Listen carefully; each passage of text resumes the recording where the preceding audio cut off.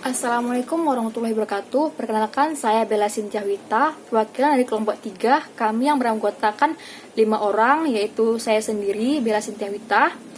Kedua, Armalika Putra, ada Reza Doyoba, Wahidullah, dan yang terakhir ada Intan. Kami selaku jurusan Hukum Pidana Islam 2A dengan dosen pengampu Pak Rahman SYMH. Kami kelompok 3 kedapatan tentang judul materi teori eksistensi hukum Islam di Indonesia. Menurut pakar ada 5 teori dan saya akan bahasnya secara sedikit. 5 teori ini, yang pertama akan saya bahas tentang teori reception in complexu. Menurut teori recepti in complexu, bagi setiap penduduk berlaku hukum agamanya masing-masing.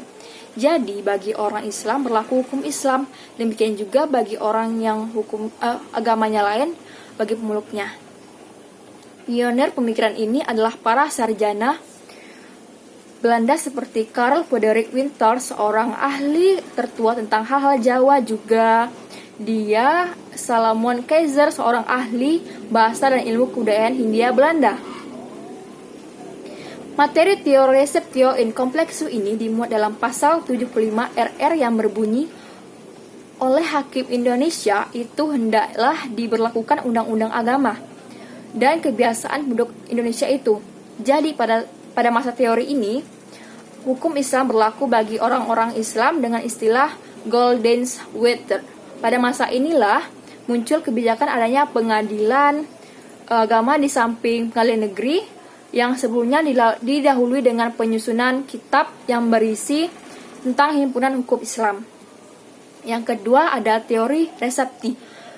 Lain halnya dengan teori sebelumnya, teori ini bahkan menekankan pada bahwa hukum Islam tak selamanya berlaku otomatis bagi pemeluk agama Islam.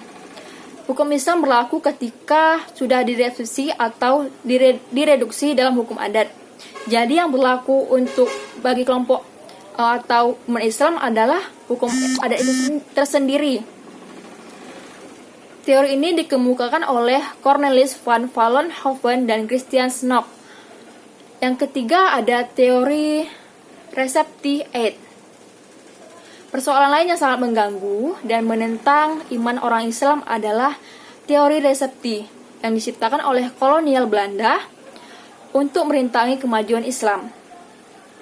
Menurut teori resepti itu, hukum ansik bukanlah hukum.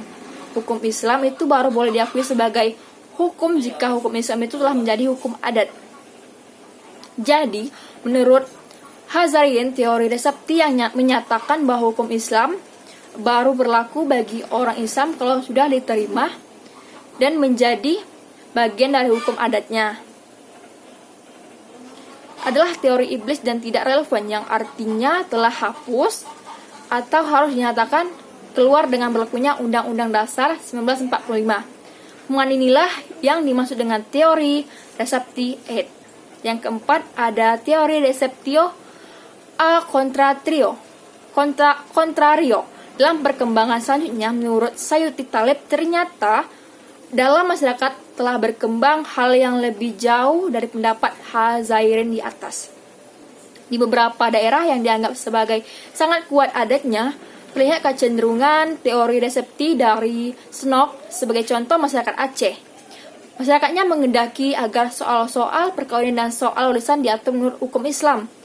Apabila ada ketentuan adat di dalamnya, maka boleh saja dilakukan atau dipakai, tetapi pada satu ukuran, yaitu tidak boleh bertentangan dengan hukum Islam. Dengan demikian, yang ada sekarang adalah kebalikan dengan teori resepti itu tersendiri yang diangkat oleh Snok, yaitu hukum adat berlaku dengan syarat tidak bertentangan dengan hukum Islam.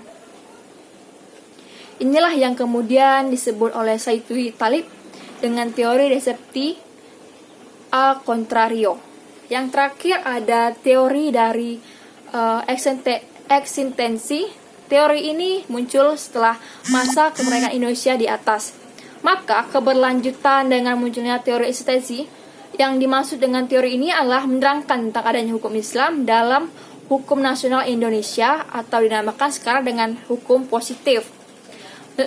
Menurut teori ini, bentuk eksistensi hukum Islam dalam hukum nasional itu ada satu, yang artinya ada yang dalam arti hukum Islam berada di dalam tata hukum nasional sebagai bagian terintegral darinya. Yang kedua, ada dalam arti lain, yaitu kemandiriannya yang diakui berkekuatan hukum nasional atau sebagai hukum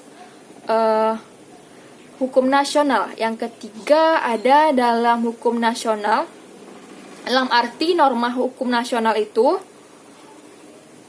berfungsi sebagai penyaring bahan-bahan hukum nasional di Indonesia. Yang keempat, ada dalam hukum nasional dalam arti sebagai bahan utama dan unsur penting hukum nasional di Indonesia. Berdasarkan teori ini, maka keberadaan hukum Islam dan tata hukum di Indonesia merupakan sebuah kenyataan yang tidak dapat dibantah adanya. Bukan lebih dari itu, hukum Islam merupakan bahan utama atau unsur utama hukum nasional. Baiklah, inilah teori yang dikemukakan oleh beberapa pakar sampai sekarang, yaitu terjadinya hukum positif di Indonesia. Lebih dan kurangnya saya mohon maaf karena ini dadakan sekali. Pas jam segini saya buat, jam 13.20 selesai, dan insya Allah jika ada yang kurang dipahami silakan bertanya. Wassalamualaikum warahmatullahi wabarakatuh.